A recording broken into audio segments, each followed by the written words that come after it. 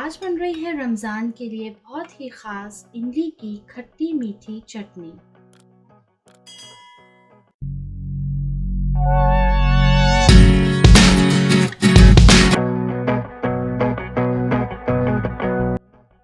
अस्सलाम वालेकुम। आज मैं आप लोग के साथ शेयर कर रही हूँ इमली की खट्टी मीठी चटनी की रेसिपी। ये बहुत ही मज़ेदार और डिलीशियस चटनी है। ये आप हर किस्म के स्नैक के साथ इंजॉय कर सकते हैं और रमज़ान के लिए भी ये बेहतरीन चटनी है। आप इस चटनी को तैयार करके एक एयर टाइट जार में भी सेव कर सकते हैं। तो आइए चल के हम इसके इंग्रेडिएंट्स नोट डाउन कर लें। इमली की चटनी है तो ज़ाहिरी बात है इमली होना तो लाजमी है। मैंने इमली का पल्प लिया है गाढ़ा सा। मैंने इमली को इस तरीके से, मेरे पास ड्राई फॉर्म में थी, मैंने इसको नीम गर्म पानी में डिज़ोल्व करके इसका गाढ़ा पल्प बना लिया है।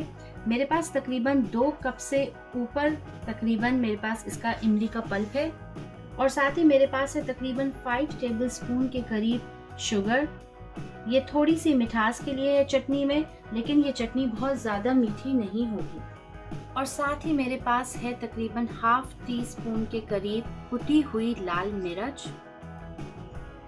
1 टीस्पून के करीब है chaat masala, half tea spoon के करीब है मेरे पास पिसी हुई काली मिर्चें और मेरे पास है ये लास्ट इंग्रेडिएंट जिसमें मैंने लिया है क्यूमिन सीड्स यानी ज़ीरा और सफ़ेद धनिया, जिसको मैंने हल्का सा तवे पे रोस्ट करके इस तरीके से इसको ग्राइंड कर लिया है।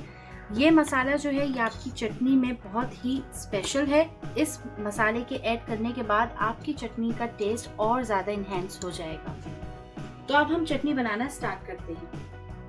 सबसे पहले हम एक पैन लेंगे और उसमें हम सारा इमली का पल्प ऐड कर देंगे। मेरे पास तकरीबन 2 कप से ज़्यादा है ये इमली का पल्प। ये हम सारा का सारा इस पैन में ऐड कर देंगे। मैंने फ्लेम मीडियम कर दी है और अब मैंने इमली का पल्प ऐड करने के बाद इसमें मैं तकरीबन 5 टेबलस्पून के करीब शुगर ऐड कर रही हूँ और अब मैं इस इमली के पल्प के साथ इसको 5 मिनट पकने के लिए छोड़ दूंगी जब तक इसमें एक बॉईल आ जाए।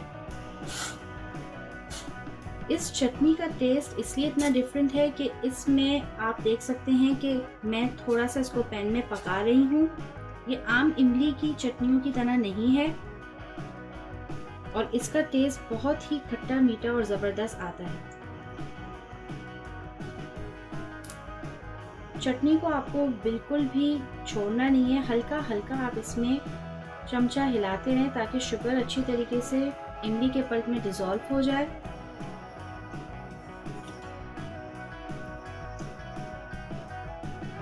अगर आपको और ज़्यादा मीठी चटनी रखनी है तो आप शुगर की क्वांटिटी ज़्यादा भी कर सकते हैं।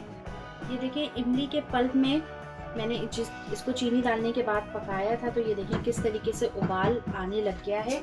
जब आप ये देखें कि बबल्स आना शुरू हो गए हैं और चटनी हल्की सी गाढ़ी हो रही है, तो तब आप इसमें मसाले ऐड करेंगे, जिसमें सबसे पहले मेरे पास है चाट मसाला, कुटी हुई लाल मिर्च, काली मिर्च और आप फ्लेम बिल्कुल लो कर दें क्योंकि अब आहिस्ता आहिस्ता चटनी जो है वो गाढ़ी हो रही है। आप देख सकते हैं ये गाढ़ी हो रही है और शुगर आपकी मर्ज़ी है, आप कम या ज़्यादा अपने हिसाब से कर सकते हैं।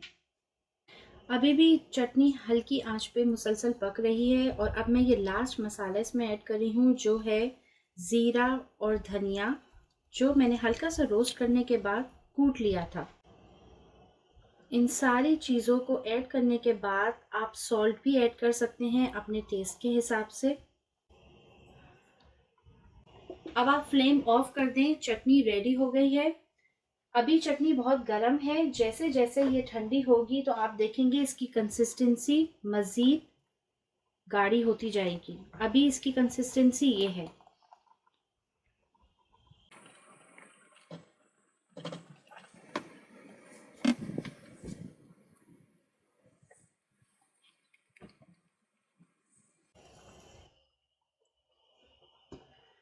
चटनी को अभी मैं इस तरीके से निकाल रही हूँ, फिर जब ये ठंडी हो जाएगी तो मैं इसको एयर टाइट जार में सेव कर लूँगी। आप देख सकते हैं इस चटनी में कितना ये मैंने जो भी मसाले ऐड किए हैं वो इस तरीके से साबुत नज़र आ रहे हैं, लेकिन ये खाने में बिल्कुल पता नहीं चलते और बहुत मज़े के लगते हैं। आप इस चटनी को रमज़ान में इस्तेमाल कर सकते हैं हर किस्म के स्नैक के साथ।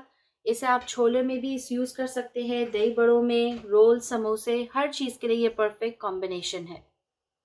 अगर आपको रेसिपी पसंद आई तो प्लीज़ आप वीडियो को लाइक करें और हमारे पेज को सब्सक्राइब करें।